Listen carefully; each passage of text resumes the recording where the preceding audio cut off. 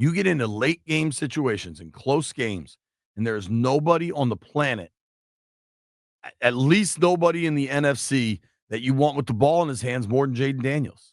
I mean, the young man is just simply unflappable. I, does it seem like Washington's got a horseshoe? Yeah, it does.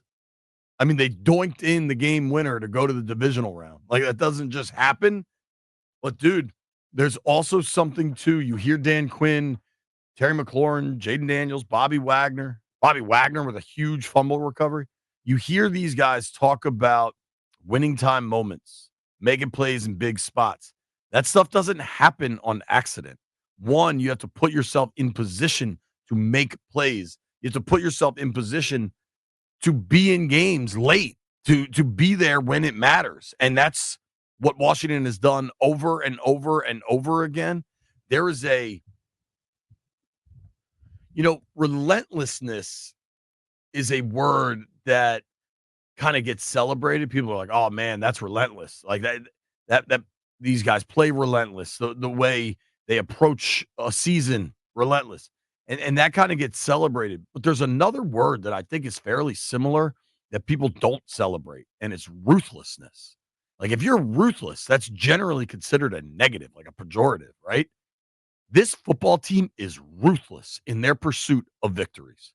And it doesn't matter if it's the playoffs, doesn't matter if it's week 3. They are ruthless. And all that means is they're going to do whatever it takes to get the win. I thought last night was just such a fascinating example of a team. By far, there's a million different takeaways from last night. How in the hell can you win time of possession 35-26 to 24-34 when you are completely ineffective running the football? How can you go 8 of 15 on third down when you are completely ineffective running the football? They had 22 first downs. They out first downed Tampa in this thing. Their running backs, help me with the math in live time here, 19 carries for 27 plus 16 is 43 plus 1. 19 carries for 44 yards. That was your running backs in this football game, and you dominated time of possession 35-26. Offensively, I thought Kingsbury was really good. And then you want to talk about ruthlessness. You want to understand that mental premise. I know, I saw it on Twitter. I was getting text messages. People were flipping out about fourth down situation, right? Early in this game, you're super aggressive. Could you have kicked? Yes, but they go for it. Dan Quinn, I was listening to him in the locker room. Yes, I was in Tampa last night. Yes, I'm currently in the Navy Yard studio. Don't ask questions. I was listening to DQ last night. That locker room scene, the tunnel scene with Magic, I mean, all of it was just ecstatic and deservedly so. Dan Quinn said, we're going to be bold but not reckless. And I think that's how they played it the entire game. They were 3 of 5 on fourth down. All season, they've been the number 1 team in the NFL on fourth down. And if they changed it last night, they're not being true to what they've built, how they've accomplished it, how they've gotten this far. And if you do the math on the 2 fourth downs they didn't get, say you kicked there, it's less than the touchdown you got late. And what do you do late? Fourth and, I guess it wasn't a goal to go. It was 4th and something. But down inside the 10-yard line, Jaden finds McLaurin. And it was the guys that deserve this thing are right in the middle of it. Jaden gets popped in the face early on, is bleeding out of his face. Looks like Rocky when he's fighting Clubber Lang. And he's able to stitch it up or glue it up, whatever they did. Put a little tape on it. It was I'm saying what this team does is a ruthless pursuit of victories. They fight. They fight. They like fight to the hell. end. They don't quit. I know a lot of people want to say what they want to say, but this damn team right here deserves a lot of praise and pride. Dude, if you don't give it to them, you're a hater. I mean, they're on to the divisional round at this point. You know, like it's no. I don't know. I'm sure Jeff will tell me later that I'm wrong, but I don't think there are haters at this point. I can't imagine anybody is not giving them the proper credit now. There are still haters at this point. I don't you think and so. I are fans, and we hang that every day. Is that what you think? It's not even being a fan. It's just watching. No, they're one of how many teams are still playing? 8? Yeah. Well, right. That. But I'm just letting you know. I hear it live. I see it on social media. But to hell with them. 13 wins in a divisional round, still moving forward. It's all the hell that matters. The game last night was just such a perfect microcosm of the season. You know, this was not a slow start game. And this was not, I'm not going to pound the defense on this one. I thought defensively they played fairly well. I know Marshawn Lattimore had some trouble with Mike Evans early on. Evans, I think, had about 70 yards in the first half. He finished with 92. There was a lot of talk and concern about Bucky Irving going crazy in this thing. He ended up with about 85 yards from scrimmage. He did catch that one touchdown, which, you know, some people will tell you wasn't offensive pass interference. Some people will tell you they call that 8 times out of 10, and they didn't. It was a good play design, but still, McMillan runs directly into Frankie Louvu's chest and points at him pre-snap, which I found fairly egregious. But still, like, this was the reason they won is Jaden Daniels' ability to make plays at late in games and just be completely unflappable. But this was a team win through and through. I mean, special teams had a good night. The fact that the kid doinked it in is just, as I said before, there is some sort of magic following this team, and then there's actual Magic Johnson in the tunnel outside of the locker room. As I've said many times before, we talk a lot about the offense, but the offense don't get a chance. The defense don't, at points, give them the ball back. Dude. And John Alden, when you talked to him last night on your show, he said straight up, man, defense, we just want to get the ball back to Jaden. Because we know if he gets the ball, we got a chance. And I think that's what happens often. You know, we talk just like, think about the 1987 Super Bowl. Oh, man, they scored 35 points in one quarter. The damn defense was getting the ball back for them. So that get lost in the shuffle sometime. But, you know, nothing is perfect. But hell, I will go to war with those dudes any damn day. Dude, it's so hard to watch and throughout. I mean, we were in Tampa since Friday night, and there were so many Commanders fans down there. It was burgundy and gold. I mean, the amount of like actual Redskins gear I saw was, I mean, people were pulling stuff out of their grandfather's closet. Like it almost seemed like it was a contest to come up with like the most cool kind of throwback gear.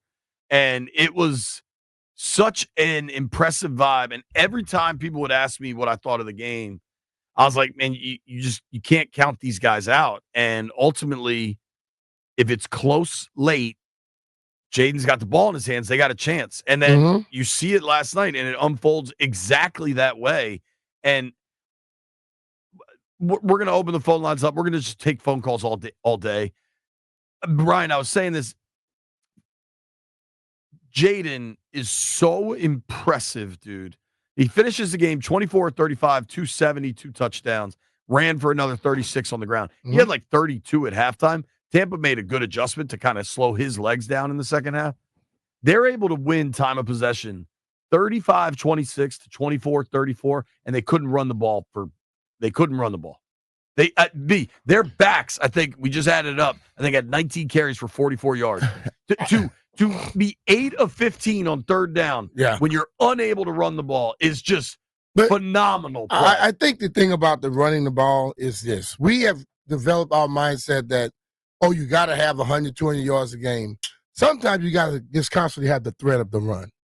And what I love about it, and I know people look at the numbers with all these stat stuff, that stuff has gotten blown out of proportion. The whole thing that you want to do is win the football game. Sure. And what they do, they keep running it. They may not be getting the yards they want, but you still have to be concerned about it. The moment you have a defense, games where I would agree with you. Last night, the run game was just so ineffective. Don't make a difference. They kept running the football. The only time the last drive when they went to Eckler kind of full time on it, that They were able saying, to move it there. If you just completely stop running the ball and the defense can pin their damn ears back, you're done. I agree with that. So they keep handing the ball, which makes the defense slow up just a little bit. And when you have a quarterback like Jaden who can run it, who can throw it, you make it a little bit it may look bad as a running game per se, the traditional way, but it gives him the opportunity to use his skills more. Well, I mean, specific to that, on that last drive, one, how about Terry McLaurin? And you don't really see this from a wideout. There's 4:41 on the clock when they get the ball at the end of the game. And Terry says, we're not giving them the bleeping ball back. Yeah. We're not giving them the ball back. I think Todd Bowles at the end of the first half and the end of the game was really bad time management, and that's great for Washington. Shout out to Todd. I think Jaden made a pair of plays on that drive. The third down pass to De'Ami Brown was just a perfect ball. It's 3rd and 6 from their own 34. This is a high pressure situation because at that point, Tampa still had all 3 timeouts left. 3rd and 6, you're still far in your own territory. You don't pick that up, you got to punt. Finds De'Ami down the middle for 21. All of a sudden, things have flipped upside down because now you're at least to midfield. The way DQ was coaching this thing, you know they're going to be aggressive if you get to a 4th down. They give the ball to Eckler there. Dude, it's 3:20. I think De'Ami gets tackled with like 3 minutes left. No timeout, nothing. They get the ball to Eckler. They run the ball there, which was absolutely the right call to force a timeout call from the Bucs. They don't call one. They run 2 plays from 3:20 all the way down to the 2-minute. Yeah. And then all of a sudden it's like, and they're at midfield. It completely shifted everything. Hell yeah. Then Jaden finds Eckler for that little pass, which was wild. Eckler gets 18. Finally, Tampa's calling timeouts because Washington's at the 27. They're already in field goal range. Eckler gives them a really good 8-yard gain. It was kind of not quite a draw, but there was a little delay to it. Now everything's on the table. What they have counted on, I'm a big believer in what can you count on, right? And offensively, throughout the season, they run this little QB counter, usually to the right side. Yeah. That's the play they can count on. You need 2, I'll get you 3. You need 3, I'll get you 4. It didn't work one time this season. That was in Philly on 4th down when they called it. If you remember that Thursday nighter up there, that was the one time I remember all year it didn't work. It almost didn't work last night. 3rd and 2, they run it to Jaden. It looks like he's about to get hit in the backfield. He's able to evade the pressure. He never looks like he's stressed. He just smoothly give him a little stiff, ran on it, got first. 3rd and 2, 4-yard gain, 1st down. Then they get it into the middle of the field. One thing I wasn't so sure about is, so they get 1st and 10 from the 15. Now, it ended up maybe mattering. Rather than just kind of lunging sideways to get where Gonzo wants the ball for the kick, Jaden kind of jumped backwards. So they lost 4 yards. So you went from the 15 to the 19. Yeah, but I'm kind of being funny. He was trying to put on that left hash for him. I know. And I'm glad they put it on the left hash because based off of what happened at the end, my heart skipped a beat, dog. Dog, that joint was leaking. You know, you swing a little too fast with the driver, and that joint takes off straight like a rocket, and then it's just leaking right. I went back and looked at a lot of stuff prior to that kick. What in the hell was he doing? Taking off his sock, putting it back on, shoe, all of the hair stuff. He was nervous, dog. He's got some stuff. Yeah. I guess that's the first time he had that situation. He's got some stuff, man. I don't know how to describe my man Gonzo. But as I said last night, we won the damn game. Nothing to complain about. Dude, their playoff drought was almost legally drinking. 19 years, dude, is just absurd. And that's a good one right there. For these guys to break that, year 1 of Dan Quinn, year 1 of Adam Peters, is just unbelievable. And year 1 of Jaden Daniels, you wonder what the sky is the limit for in this thing. You wonder as they're able to continue to build this roster or whatever it is, but they got some magic right now. And I'm not trying to do a weird pun because of Magic Johnson being there. I loved what Magic said after the game. And one of the reasons he's been so reserved this year. I mean, Magic has really made himself scarce, especially when TV cameras were around. And he said, he's like, I don't want anybody to make this about me. I want this to be about this team. I want it to be about Terry and Bobby and Jaden and everybody in that locker room. Oh, yeah. And I just think he's correct. And these guys have earned that, deserve it. I thought John Allen played a really good game last night when they needed it. I think defensively, we're going to get so caught up in how this thing finished and everything Jaden does, which is really tremendous. One thing I said going into this thing, I didn't want to play Philly because I think they got the best 1-53 roster, right? Mm-hmm. And whatever, you got to play who you got to play. It's the playoffs. But when there was the talk of L.A., Tampa, or Philly, to me, it was always Tampa was the team you wanted to play. They were just so up and down, so volatile.